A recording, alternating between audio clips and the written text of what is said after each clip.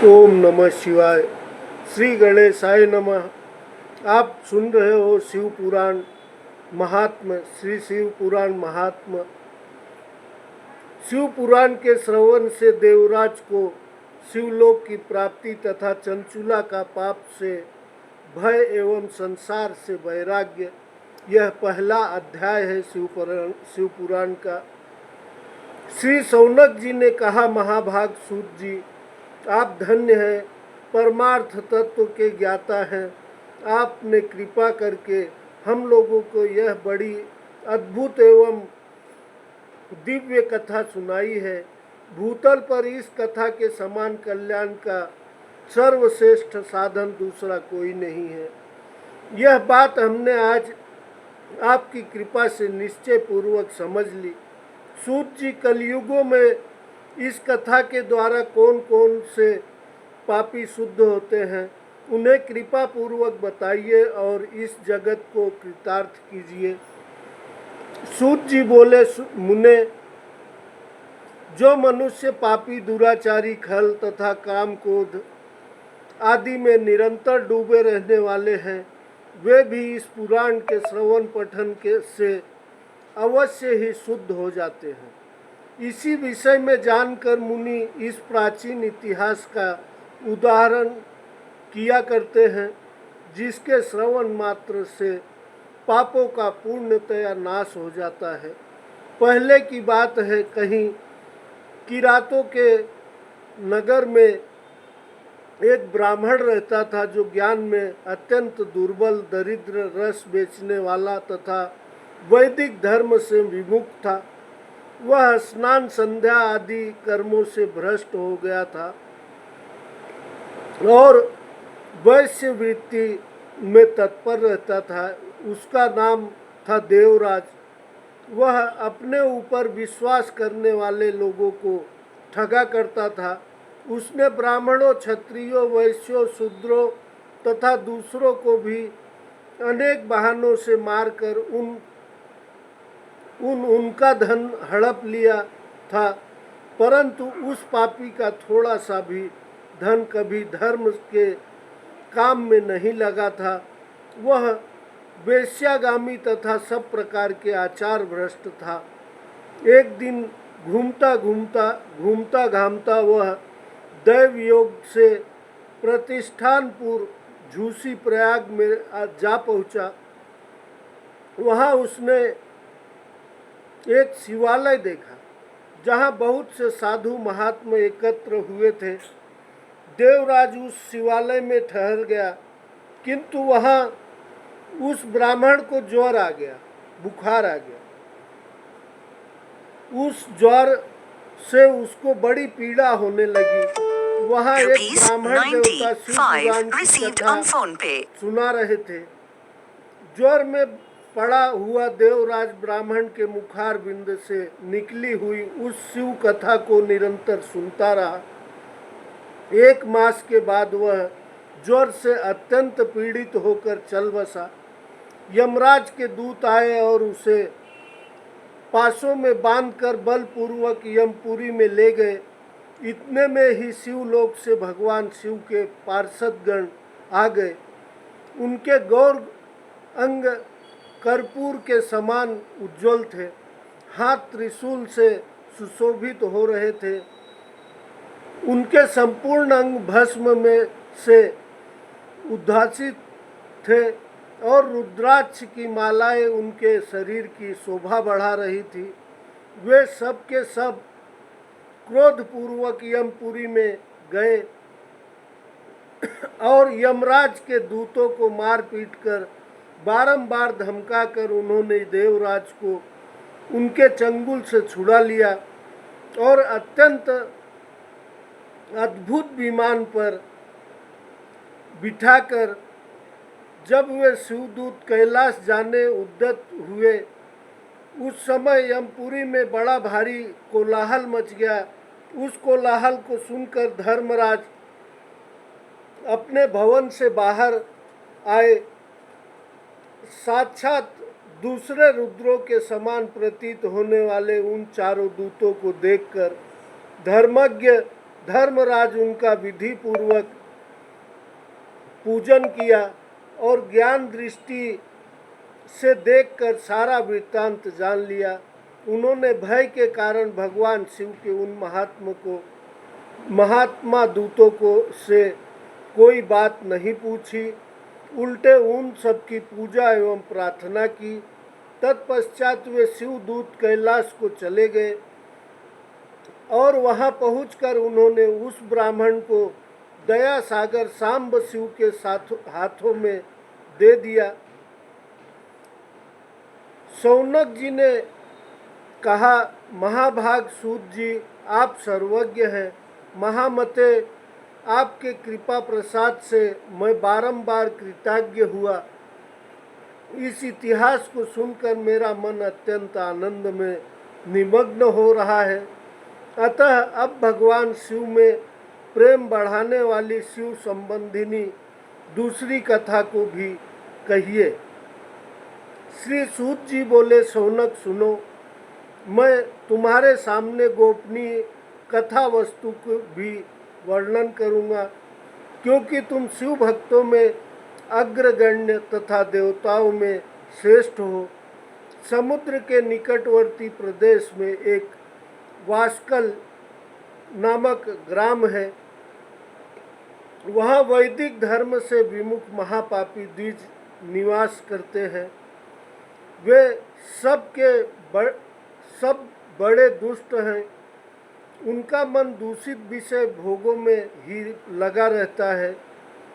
वे न देवताओं पर विश्वास करते हैं न भाग्य पर। वे सभी कुटिल वृत्ति वाले हैं, किसानी करते हैं और भांति भांति के घातक अस्त्र शस्त्र रखते हैं। वे व्यभिचारी और खल हैं। ज्ञान, वैराग्य तथा समृद्धि का, सद्धर्म का सेवन ही मनुष्य के लिए परम पुरुषार्थ है।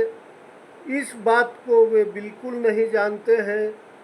वे सभी पशु बुद्धि वाले हैं। जहाँ के द्विज ऐसे हो, वहाँ के अन्य वर्णों के विषय में क्या कहा जाए। अन्य वर्णों के लोग भी उन्हीं के भांति कुत्सित विचार रखने वाले स्वधर्म विमुख एवं खल हैं। वे सदा कुकर्म में लगे रहते हैं और नित्य विषय भोगों में ही डूबे रहते हैं। वहाँ की सब स्त्रियां भी कुटिल स्वभाव की, स्वेच्छाचारिणी, पापासक्त, कुत्सित विचार वाली और व्यभिचारिणी हैं। वे सद्भाव, सद्व्यवहार तथा सदाचार से सर्वथा शून्य है। इस प्रकार वहाँ दुष्टों का ही निवास है। इस वात्सल्य नामक ग्राम में किसी समय एक बिंदुक नामधारी ब्राह्मण रहता था। वह बड़ा अधम था, दुरात्मा और महापापी था। यद्यपि उसकी स्त्री बड़ी सुंदरी थी, तो भी वह कुमार्ग पर ही चलता था। उसकी पत्नी का नाम चंचुला था। वह सदा उत्तम धर्म के पालन में लगी रहती थी, तो भी उसे छोड़कर वह दुष्ट ब्राह्मण वेश्यागामी हो गया था। इस तरह कुकर्म में लगे हुए उस बिंदुक के बहुत वर्ष व्यतीत हो गए। उसकी स्त्री चंचुला काम से पीड़ित होने पर भी स्वधर्म नाश के भय से क्लेश सहकर भी दीर्घ काल तक धर्म से भ्रष्ट नहीं हुई, परंतु दुराचारी पति के आचरण से प्रभावित हो आगे चलकर वह स्त्री भी दुराचारिणी हो गई। इस तरह दुराचार में डूबे हुए उन मूढ़ चित्त वाले पति पत्नी का बहुत सा समय व्यर्थ बीत गया। तदनंतर शूद्र जाति वेश्या का पति बना तथा वह दूषित बुद्धि वाला दुष्ट ब्राह्मण बिंदुक समयानुसार मृत्यु को प्राप्त मृत्यु को प्राप्त हो नरक में जा पड़ा। बहुत दिनों तक नरक के दुख भोग कर वह मूढ़ बुद्धि पापी विंध्य पर्वत पर भयंकर पिशाच हुआ। इधर उस दुराचारी पति बिंदुक के मर जाने पर वह मूढ़ हृदया चंचुला बहुत समय तक पुत्रों के साथ अपने घर में ही रही। एक दिन दैव योग से किसी पुण्य पर्व के आने पर वह स्त्री भाई बंधुओं के साथ गोकर्ण क्षेत्र में गई। तीर्थयात्रियों के संग में से उसने भी उस समय जाकर किसी तीर्थ में जल में स्नान किया।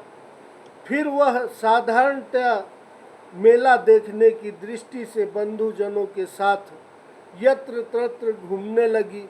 घूमती घूमती किसी देव मंदिर में गई और वहाँ उसने एक दैवत ब्राह्मण के मुख से भगवान शिव की परम पवित्र एवं मंगलकारिणी उत्तम पौराणिक कथा सुनी।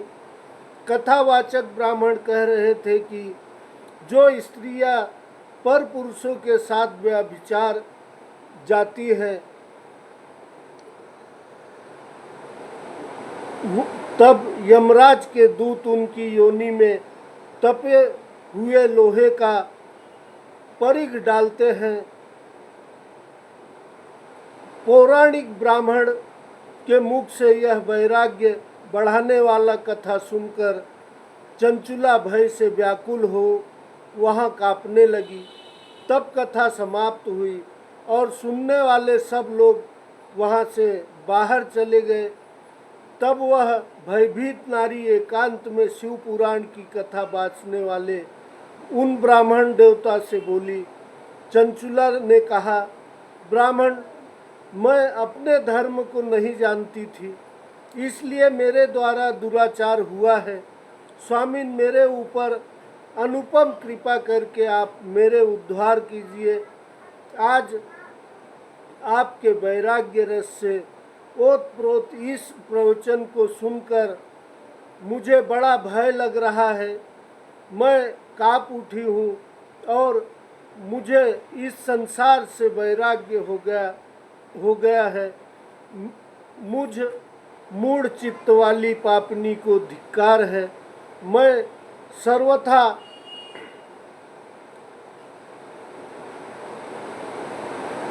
निंदा के योग्य हूँ, कुत्सित विषयों में फंसी हुई हूँ और अपने धर्म से विमुख हो गई हूँ।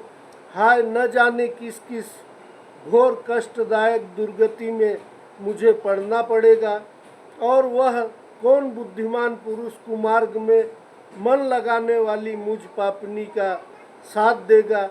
मृत्यु काल में उन भयंकर यमदूतों को मैं कैसे देखूंगी।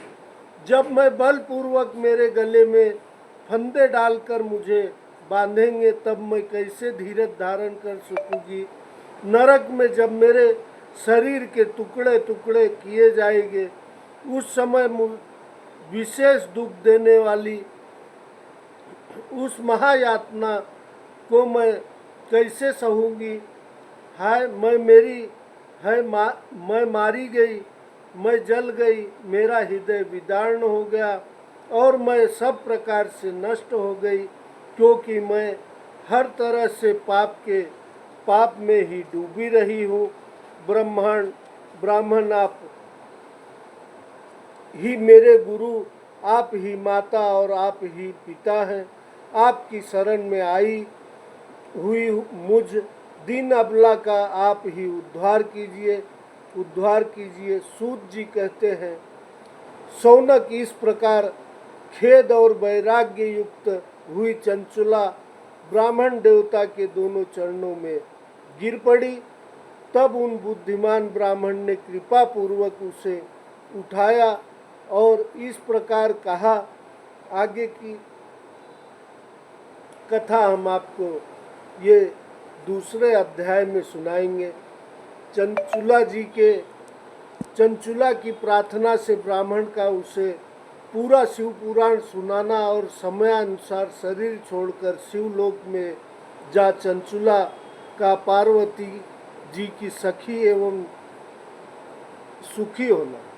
जय श्री राम, जय भोलेनाथ। ओम नमः शिवाय, ओम नमः शिवाय। श्री शिवाय नमस्तुभ्यम। जय हो प्रभु।